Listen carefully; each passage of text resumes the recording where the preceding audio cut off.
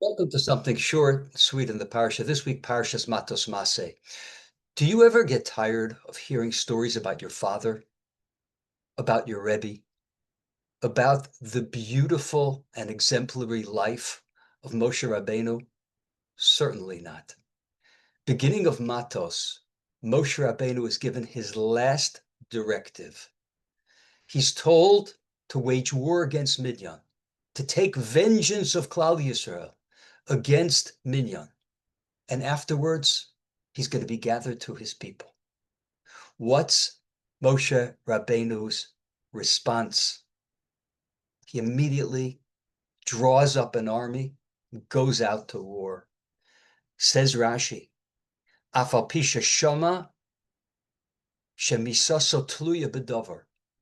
Even though that he heard quite clearly that his death was dependent upon doing this mitzvah, asa besimcha, he did it with great joy. Years later, Yehoshua was met with the same choice. He had the same directive. And he delayed because Yehoshua reasoned, 1 minute, Klal Yisrael needs me. I don't have to do this mitzvah right now. I can wait a little while. And Rashi, quoting the Sifrei, seems to be saying that Moshe Rabbeinu could have possibly, it would have been reasonable for him to make the same calculation. And he didn't. He did it. He followed the mitzvah b'simcha, v'lo icher. And he didn't delay. Moshe Rabbeinu had a mitzvah to do, and zriza makdim mitzvahs.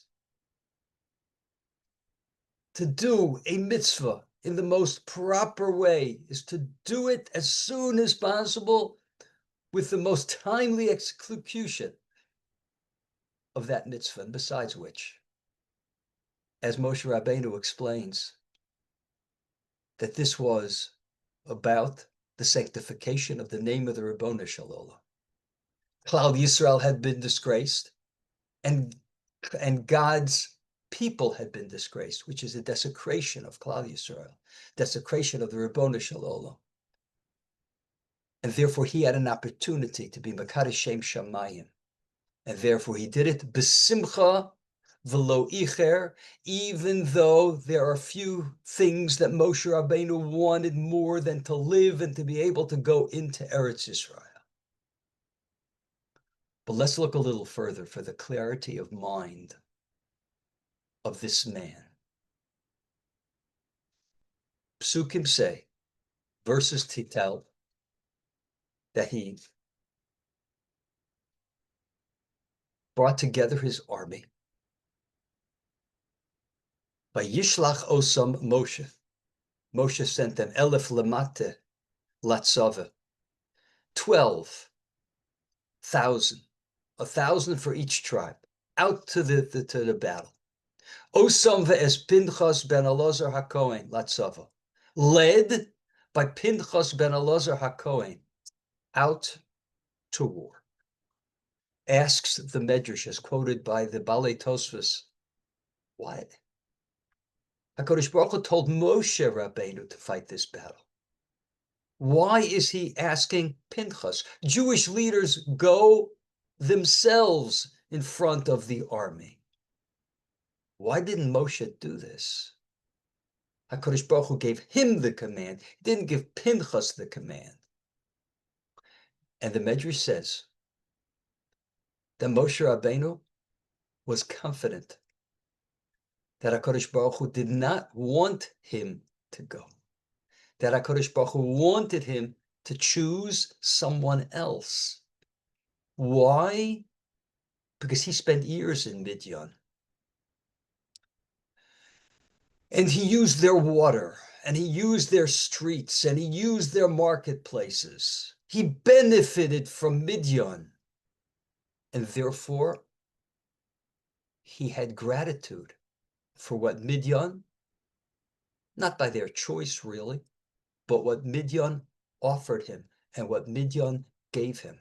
And therefore, when HaKadosh Baruch Hu told him, take vengeance, Immediately he said, HaKadosh Baruch Hu means that I should appoint someone to take vengeance. Such is Hakaras Hatov, such is gratitude. These are the people that are about to be killed because they caused terrible sin within the Jewish people, caused a terrible plague within the Jewish people.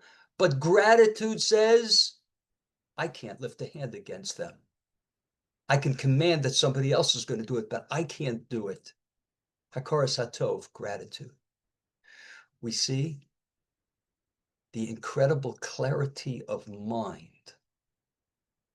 of our great teacher, Moshe Rabbeinu. Swiftly, he takes up this mitzvah to kill up Midian. He doesn't delay, as Yehoshua did. And if Yehoshua did it, that means there was an incredibly strong argument that maybe that's what should be, because just as Yehoshua wanted to retain the leadership for the good of Klal Yisrael, Moshe Rabbeinu certainly could have said, I'm retaining the leadership for the good of Klal Yisrael. But HaKadosh Baruch Hu said otherwise. On the other hand, Moshe Rabbeinu knew that he should not be the one to do it. HaKadosh Baruch Hu said, you do it. HaKadosh Baruch Hu obviously does not mean that, because I know the midos. I know how HaKadosh Baruch Hu works. I've spent my life studying that. And therefore HaKadosh Baruch Hu means that I should send somebody else to do it. The clarity of mind of our Moshe Rabbeinu. Thanks so much for listening. Have a great Shabbos.